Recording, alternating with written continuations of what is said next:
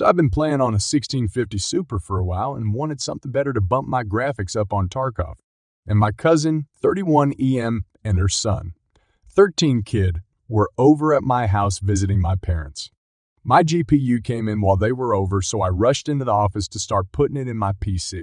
Kid came in to watch me and talk. About halfway through, he asks why I have two of them, and I told him it's because I use two computers for my setup for streaming. He runs off, and I get back to work. About 40 minutes later, after I get my 3080 in and swap my 1650 Super into my stream overlay PC, the EM comes in and starts asking casual questions like, what am I doing, how does it help, and basic stuff. I explained the process and how I use two computers to help with the strain of streaming and gaming when EM asked what would be a good computer for Kid for his birthday. I told him I could help build a good PC for Kid on a budget for around $800, $1,100. It'll count as a decent starter. When she said the words that hurt me, why don't you give Kid one of your computers? You don't need two and you haven't gotten him gifts for his birthday in a while. No, they live across the country. I told EM I can't do that because my computer is worth over $3,000 with the upgrades and RGB I have in it. EM started to say I was ungrateful for what I have and should give Kid my computer because we are family. I started to get heated because EM started screaming about how all my life I've only had things handed to me and have never had to struggle for what I have. I retorted with, I work 2 full-time jobs to afford what I have and have been working on the computers for over a year. It's not my fault you got pregnant at 18 with a deadbeat who left you. EM then violently kicked my computer, shattering the glass and destroying the liquid cooling and 3080 and almost kicked the second PC with the 1650 Super, but was promptly tackled by me. EM started screaming that I assaulted her while I had my father escort EM and Kid off the premises, which they are never allowed back on. But that's just not enough for me. I'll be pressing charges on her for destroying my expensive gaming PC. I'll make sure she pays me back for it or spend some time in prison for what she did. So, a few decades back, I was involved with a group of guys with a little money, and we wanted something substantial to invest in. We decided to buy a restaurant franchise. Well, everything was going along swimmingly until my partners backed out. I, unfortunately, was the face of the group, and my signature was on the bottom line, so I got stuck with running the place. It soon became apparent that there were a lot of inconsistencies. The big number one was that the sales in the prospectus were nowhere near what was being generated. Then there were other things. Customers calling for their regular order. Well, it turned out that my particular franchise had been used for the past several years to deal grass and various drugs. The former manager had made some serious coin and was not happy that I had purchased his place. Well, life is not fun when you have just sunk 6 figures, and the likelihood is that you have flushed it down the toilet. However, I was not going to be trifled with it. First, I called the accounting firm who signed off on the prospectus. The partner in charge was taken aback. They had never signed off. I presented myself in their offices and spent the next few hours with them and their attorneys. Their name could not be associated with something fraudulent. Next, I wanted my money back, and the chief franchisor told me that they would immediately put mine up for sale. But the market was not quite as high as it was when I bought it, less than 3 months previously. Then the jerk had the audacity to demand that I paid up for my last order from the commissary. Something else to consider. I took the price list provided by the central commissary that we as franchises were compelled to use. Buying fruits, vegetables, cheese, and meat from outside the system would be accompanied by fines from the franchisor. I marched myself back to the accounting firm and asked for a bit of analysis. Turns out, commissary prices were from 10 to 300% higher than market. In other words, the franchisor was not interested in food. They were interested in turning around franchises. Well, that little report found its way into the hands of 20 local franchisees. Suddenly, the central commissary was not being used. The district manager starts showing up writing fines. Turns out the district manager is the guy who was supplying the manager of my franchise. I have him on discarded VHS security tapes selling. So I take the tapes to the accounting firm for secure storage. Then I go to the franchisor's offices. I lay it on the line that I have their district guy selling drugs in my restaurant. They laugh at me until I tell them that I am the one who supplied the report to the rest of their franchisees. Oh, and by the way, we are starting an action against you. I then showed them that we had placed lines on the building they owned, their commissary, their homes, and their vehicles. I said I have enough to put you guys in jail. So these mental giants sit me down, write up a little release, and go get me a certified check for every dime I put into the franchise.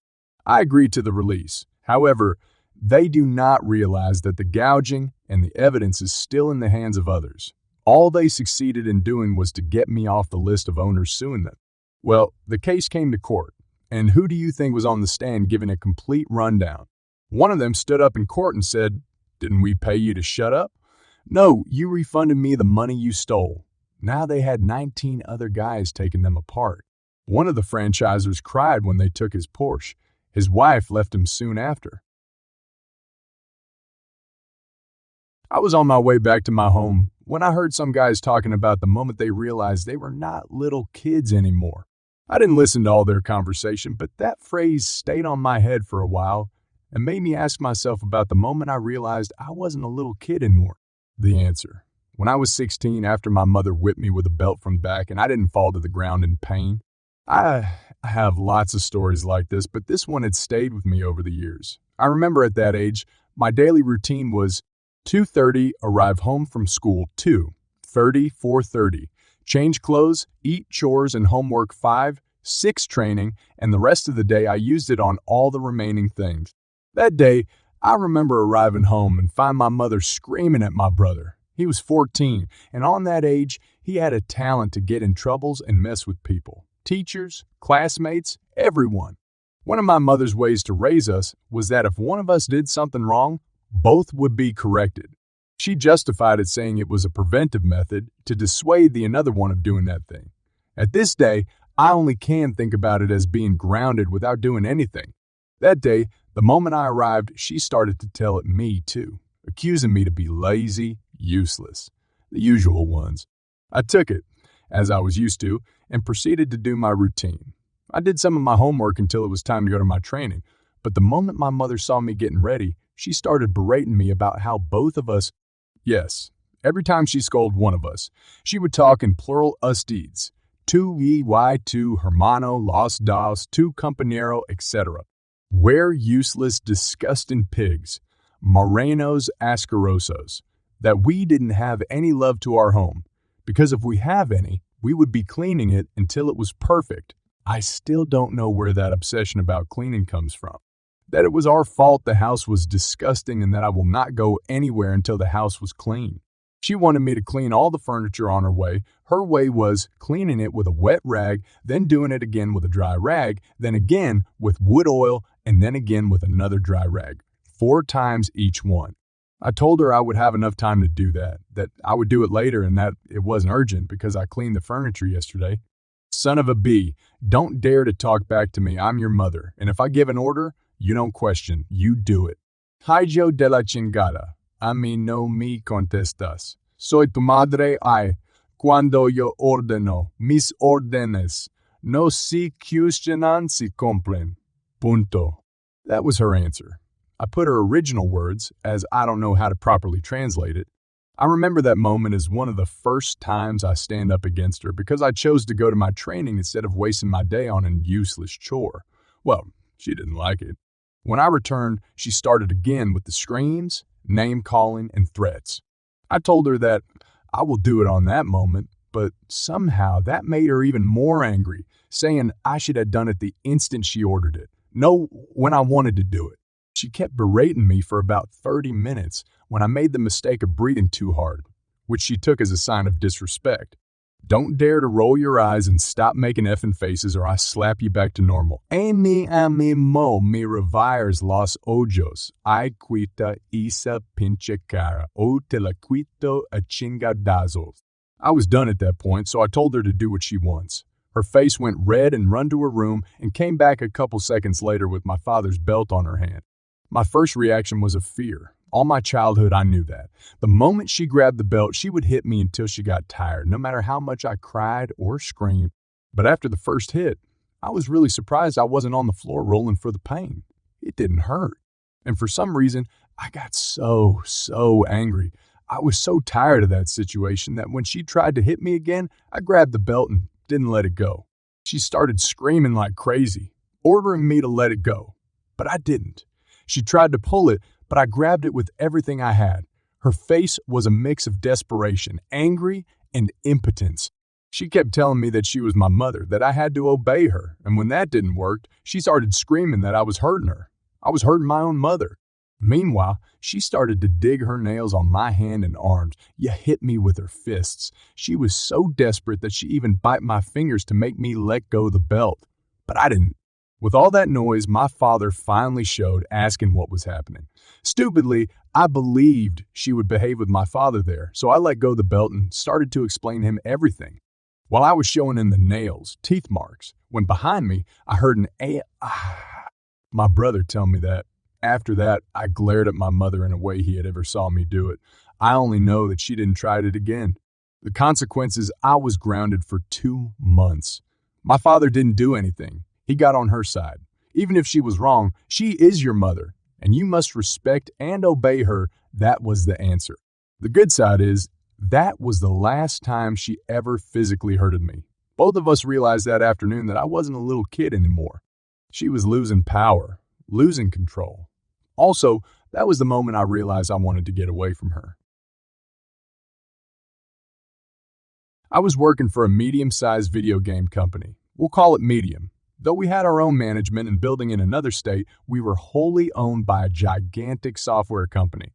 We'll call it Jumbo. They did lots of things besides games, but our job was to create million-seller games and their job was to publish them. All was well. Part of the nature of the relationship was that Jumbo couldn't directly manage or micromanage Medium's personnel, though they could offer or deny perks. In the fall of 2006, I was the lead designer for a highly anticipated game expansion. One day, my producer came to me and said, "Jumbo just realized we are attending a big game festival in Barcelona, Spain, and they hadn't planned to send anyone from Medium, but they want to show off your new game expansion. Everyone is super busy and doesn't want to go. They know they can't force us, so they've said that if you will agree to go, you can either fly first class or bring your wife." Well, that's a no-brainer. My wife speaks fluent Spanish and would doubtless love to visit Barcelona. First class is for suckers. So I said, bring my wife and I'm in. I told my wife, and she was excited for the trip.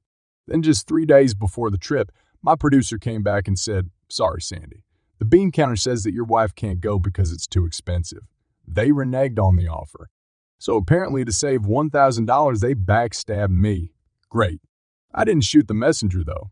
I just said, "Hey, no problem. And they can save even more money now because I won't go either. Let them know." And went back to work. My producer grinned. A good guy.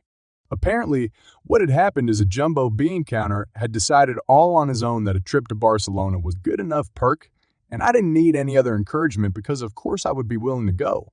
Who wouldn't? My producer told me the bean counter was aghast when I said no. Also, the rest of my team heard about them jerking me around, so when they were asked if they wanted to go in my stead, 100% of them said no. I did not ask them to do this. They were just loyal. One day later, my producer returned. "Jumbo has agreed to bring your wife. It costs them an extra $4,000 for the tickets because they are ordering late. Good on them." So their plan to save $1,000 cost them $3,000 extra, which I know their accounting department hates. In case you're wondering why I wasn't excited enough to go to Barcelona all by myself, it's because I knew what would be happening there. And it did. I spent all day long, every day, in a large, windowless room full of computers and computer geeks showing off my game. I didn't really get to see Barcelona all that much. It was a convention, not a vacation. I guess Jumbo's bean counter had never been to a convention and thought it would be all-day parties instead of tech demos, meetings with buyers, setting up hardware, and then sleeping like the dead when we got back to the hotel. But the good news is my wife got a gallivant around Barcelona all day, every day, and had a ball. Also, we did manage to get together for dinner most evenings, so we had tapas and squid ink paella and stuff like that. A definite success.